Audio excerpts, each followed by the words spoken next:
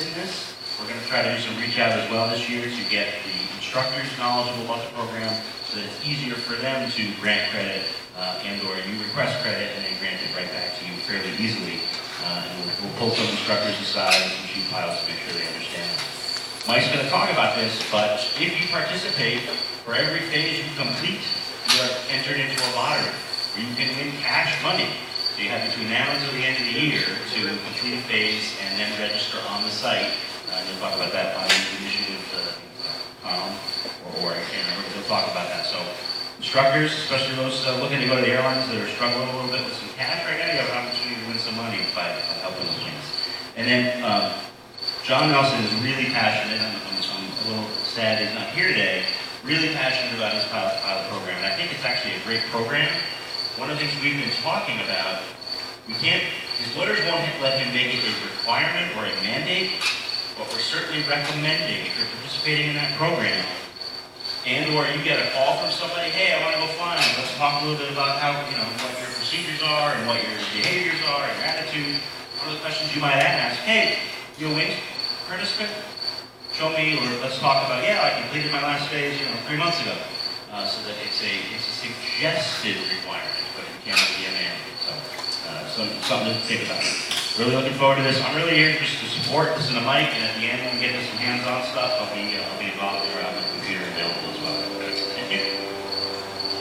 Okay, thanks, Ben. So we'll get started. So Mike Farrell, he's 219, Eastern District, Farmingdale, Fisto, CFI of the Year. He's retired from the U.S. Army as a Master Aviator and Instrument Instructor Pilot. Distinguished Flying Cross recipient, over 12,000 hours, ATP, single, multi-engine, and helicopter, accredited instructor pilot for the Bonanza Society, and a Wright Brother Master Pilot Award recipient. So let's give Mike a big hand.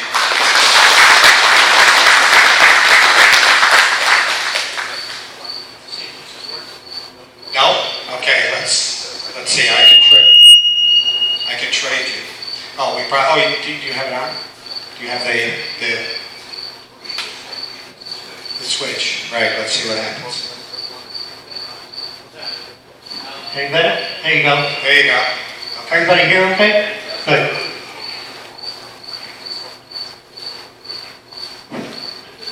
Yeah, Dave told me that a lot of you were interested in the wings program. Is anybody currently using it? Took quite a few of you. The FAA has a program, a slideshow for the wings. It's a really involved program, so I cut it down to about probably 25 minutes, a half hour, just to get the basics. And then after that, anybody who's interested, we're going to let you actually sign up on the website if you want, if the website works. There's been some issues lately. So anyway, let's get started. We already went through the exits and the restrooms and all that. Here's what we'll go through. What is the Wings program? Why does the FAA offer it? Why should you participate? Does it work? And then a summary. So let's start. The Wings program is a program developed by the FAA to try and reduce accidents. The military and the airlines have always had required training. General aviation, we really haven't had required training. We've had the flight review, which was 1 hour of ground and 1 hour of flight every 2 years. The general aviation has had a much higher accident rate than the military or the airlines. And the FAA is trying to bring that accident rate down to be closer to reflect that of the airlines and the military. So they came up with the program, the Wings program, which is more than a flight review, it's a recurrency program. The objective, like we said, is to reduce accidents, and instead of just a 1 hour flight, it's an actual proficiency program. Why do they have it? Does it work? We'll get to that in a minute. They have it to reduce the accident rate, particularly fatal accidents, which The latest nail report just came out, I don't know if you've seen that. Fatal accident rates are down again for the next year. So the program, you can't attribute all to the program, but it may actually be having some influence, because we are doing better. The reasons we're having accidents have remained the same for years. The biggest thing is the human error, and we're all making them. Everybody's making them. Every category. Recreational pilots, ATPs, instructors, nobody's immune. Here's what we're doing wrong. Basic flying skills, pre-flight planning, dealing with weather, takeoff and landings, and running into things. And so we just keep doing running into things. So we keep making these same mistakes. So what the FAA has done is they've come up with training solutions that they feel will address these problems that we have. Here's a look at what we're doing. Landings. The blue is the accidents, and they're kind of like light yellow there, brownish color, is the fatalities. See, we're not good at landing as a group, but we're not killing ourselves landing.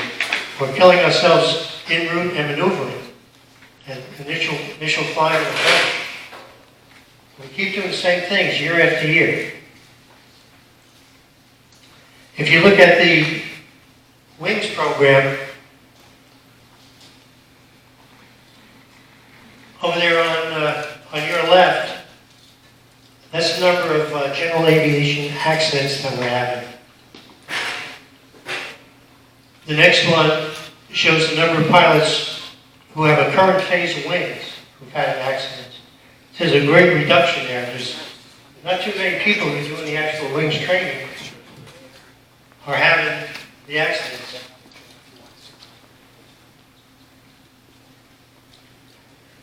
I know that the year's old, it's the latest statistics they have is 2010. Yeah. But that's good. And then if you look at fatal accidents, again on the left is the fatal accidents. Number of pilots who earned a phase of wings, 4, and the number of pilots with the current phase of wings that were involved in fatal accidents, only 1. So maybe there is something to the training that they're offering. And then here's the questions that the FAA is asking. Is the wings program helping out? Or the reduction in accidents because the people who are training are the ones in the wings program? That really, I guess that question is really not answerable unless everybody gets into the wings program. But pilots who are in the wings program statistically are a much safer group of pilots. So, no matter what the reason is, if you get the program and do the training, it's probably to your advantage. How is it structured? There's levels, 3 basic levels. There's a basic level, an advanced level, and a master level. And then there's phases in each level, and a phase consists of 6 tasks. There'll be 3 flight activities, and the flight activities aren't like the old wings program, or like the flight review where there's a required time. It's just when you can display proficiency in that maneuver per the ACS, aircraft certification standards, or the PTS if any of those are still active. But you don't have an hour requirement, you just have a proficiency requirement. You can earn as many phases as you want in each level. You just have to do these 6 tasks for each level to go on to the next phase.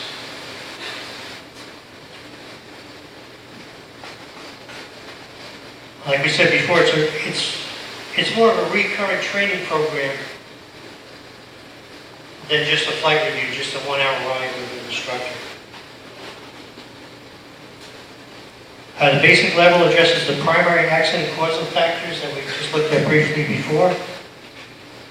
It says the pilot is required to complete a phase every 12 months. You're not really required to enter the program at all. But if you want to proceed with the program, then you have to do a phase at least once a year. The basic level uses the private pilot AMRIN's certification standards. That's the guide that your instructor will go by to see if you met the requirements when you're doing the basic. And like we said, you have to be proficient in those maneuvers that are listed.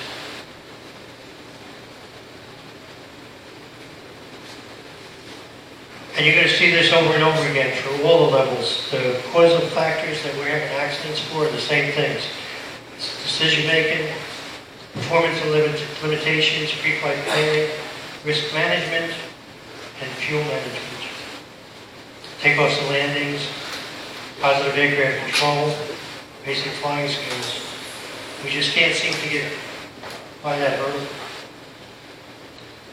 The advanced level and the master level are for pilots that want to go a little further than the basic level.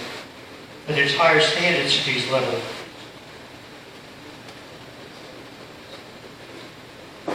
In order to go to one of the higher levels, you have to first complete basic level.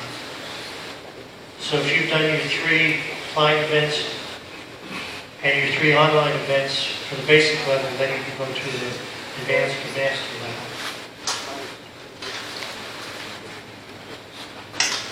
The advanced level uses the commercial ACS.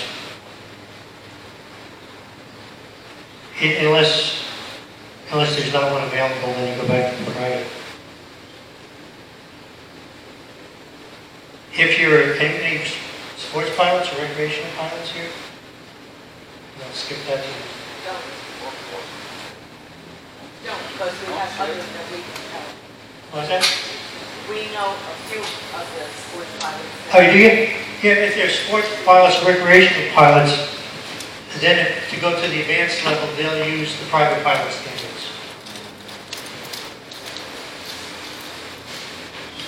The master level requires using the commercial, the instrument, or the ATP standards. So it's just each level has a higher standard. You can be a private pilot and you don't have to have an ATP to get a master level. You're just going to be graded at a higher standard. If you can fly to that standard, you can get advanced or master wings.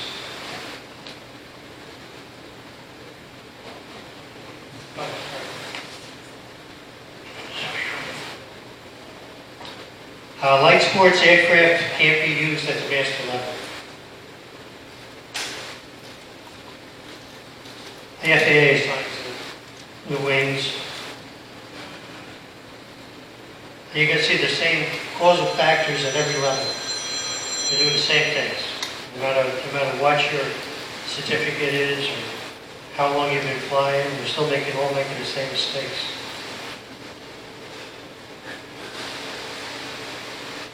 The FAA picks the categories. They look at the accidents over the last year, and they'll pick training categories to address those accident causal factors.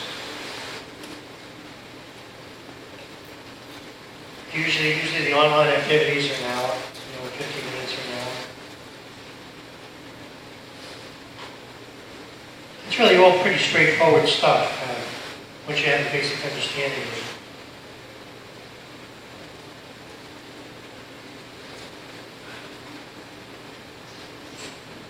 So the bottom line is, if you demonstrate a specific level of knowledge and proficiency, and then you incorporate that into your flying habits, hopefully that'll mitigate having an accident. You'll see from the training what the accidents are, because the training is based on what the accidents the last year were. And then you'll focus on those causal factors and you'll be trained in them to hopefully avoid accidents. Benefits of participation. If you complete any level, basic level, master, advanced level, that counts as your flight review. You don't have to take a flight review. It's good for 2 years. Even though the wings certification is only 1 year, the flight review from that certification still lasts for 2 years. Some insurance companies give you a discount if you participate in the Wings program. You know, that's based on the accident records and Wings pilots not having accidents. You see, as a safety pilot, you know, they give you a discount.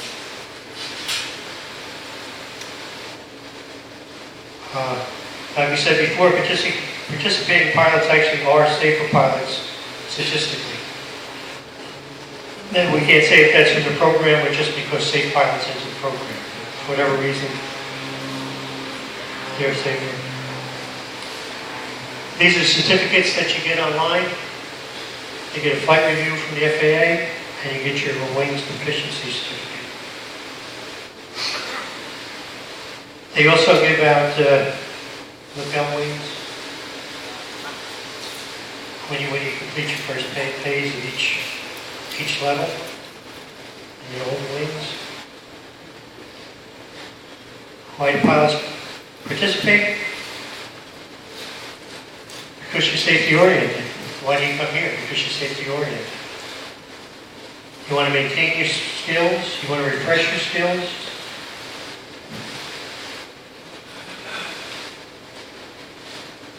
And the whole idea, like we talked at the very beginning, is the FAA is trying to move away from a 1-hour flight review and get general aviation into a recurrent proficiency program like the military and the airlines does.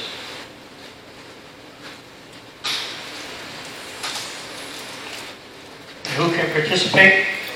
Any pilot with a U.S. issued certificate can participate in wings. A student pilot can participate in wings. Pilots with U.S. certification based on foreign certificates, as long as they fly with the U.S. certified instructor. It's the instructor's role. Any instructors in here? Thank you. For the CFIs, you can renew your flight certificate based on wings activity.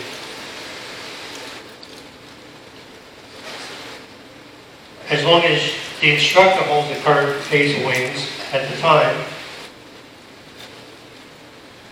and you evaluate at least 15 accredited flight activities at any level,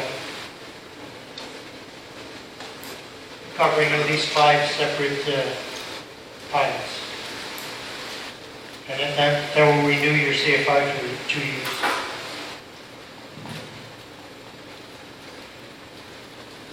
And then just helps you take it to the FAA and renew your certificate. Any questions on that part? Sir.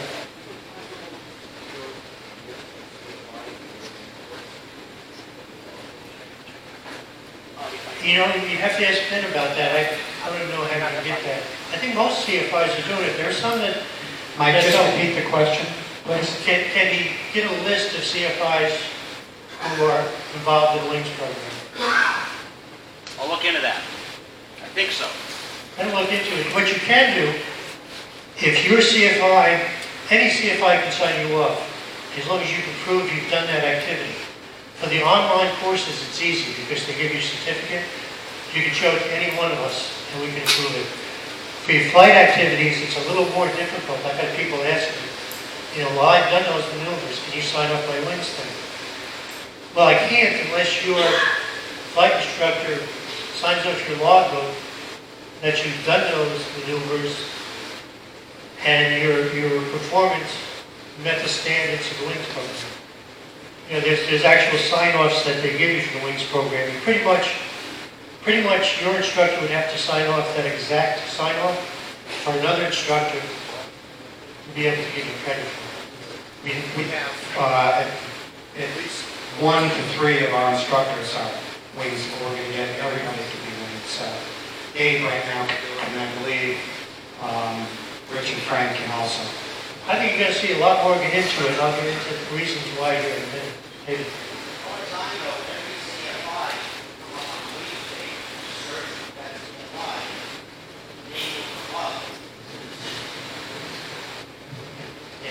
if you've completed a flight activity with a CFI, you can request credit on the website and just type in the CFI's name, it'll come up and it'll send him an email. I don't think he has to be registered as a CFI. No, he doesn't. If he's in there, every CFI is in there. You're correct. So all he has to do is know how to click to approve that you've actually done those maneuvers. That's correct. And one other question, there's just as far as the actual sign-off in the logbook, my impression is they've been going away from that, because as long as you complete the activities and it's certified online, you actually get a certificate you can print out. Do you have to have these activities signed off in your logbook? It still says you need to sign up in the logbook. We'll have to talk about it. Yeah.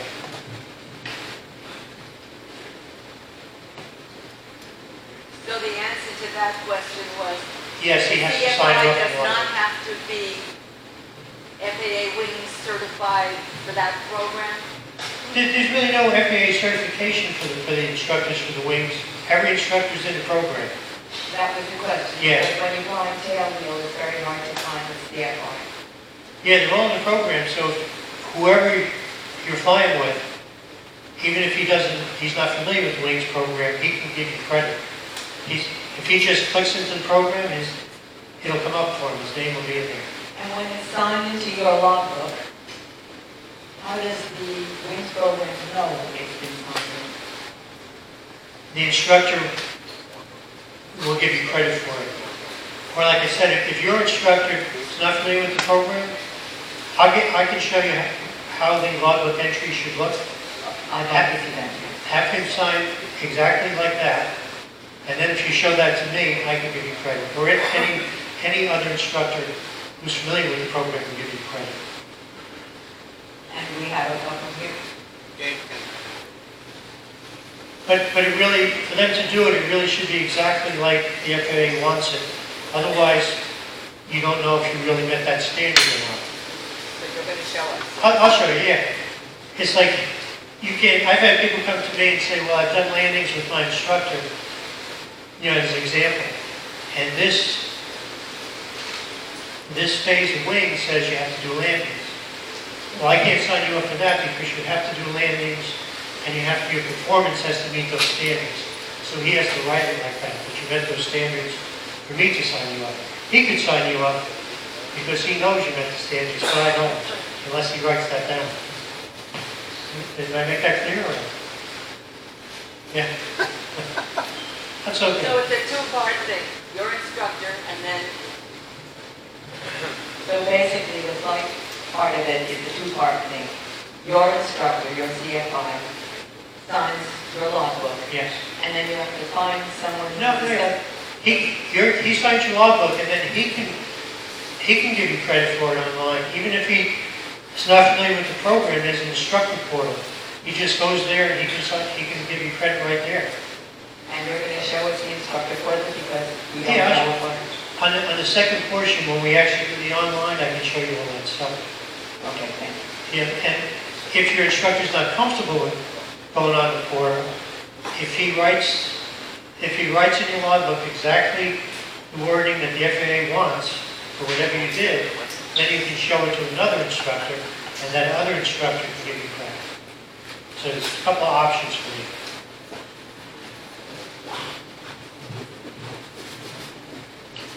That's really pretty much the end of the basic. We went over what the wings are, why they offer it, because they want us to be better trained, they want to stop the accidents, improve the accident rate. Is it effective? Statistically, yes, it's very effective. How do we use it? We went through that. For the CFIs, we went briefly through that. Let's get move away from the basics of the program and get a little more involved in some other aspects. The FAA quarterly, and I can't see that too good, but the FAA quarterly puts out suggested wings topics for that quarter. So what they'd really like you to do is do at least 4 programs a year. You know, something that has to do with winter flying, something that has to do with summer flying, you know, fall, spring, different aspects of it. They want to draw us closer to like, you know, like the airlines or the military, where you probably have at least some kind of required training every 6 months, if not more. You know, if you can do some training every quarter, you know, the more training you get, the better off you are for all of us. Fly regularly, practice, and document your training. Now, after this portion is done, we'll actually give you hands-on if you want. Like I said, if the website works, there's been some problems with the FAA website for the last few weeks. But if it works, we'll actually let you sign up if you're not already signed up, if you're familiar with the program. Let's go into this. There's also another thing with wings is the FAA compliance and enforcement. One of the things they'll look at, if, you know, God forbid you have an incident or something, is going to look at your attitude. Your attitude towards flying, your attitude towards training. And it goes through what they look at, and then there's a list that they actually have. And you can see one of the check marks to show that you have a good attitude is that you participate in the program. You know, there's a lot of other things in there, but participation in the program, if you ever have to talk to the FAA, is in your favor. You know, you start off as a good guy. You might as well do that if you can. It's easy enough. There's also, like Ben mentioned briefly in the beginning, is $10,000 sweepstakes that they give out. They've done it for the last 2 years, I believe. I don't see why they wouldn't start it again next year. But that's not in stone yet. Right now it's for this year. But if you complete a phase of wings before December 31st, 2019, you get put in for a portion of that $10,000. Whether you completed for a pilot as an instructor, or you completed as a pilot, both of you have put in for the $10,000 for a portion of it. So it's a little incentive there. You have to go to that website when you complete your phase of wings and send them your certificate, and then they automatically enroll you for the drawing. Let's get in a little bit of the legalities of the wings. Historically, we did the flight reviews, 1 hour, like I said before, 1 hour ground, 1 hour flight. The FAA came out with the WINGS program as a recommended program to try and improve the accident rate. As always, as Dave knows, attorneys get involved. So, I don't know if you guys are familiar with the Journal of Air Law and Commerce. It's a journal put up by the universities that moved from Northwestern to Southern Methodist in 1961. But they look at things that affect aviation, and they kind of give us a heads up on what they think that means for us, you know, as pilots and instructors. And with the WINGS program, they published an article in 2017 that lists what they call the unintended consequences of the FAA WINGS program. So this is, I think, really important for the CFIs out there. And I don't know if equally, but at least some importance for you taking a flight review. But what it's saying, here's the article, de facto amendment to the regulations. If you're interested in that, actually reading the article, I can give you the website you can look at it. I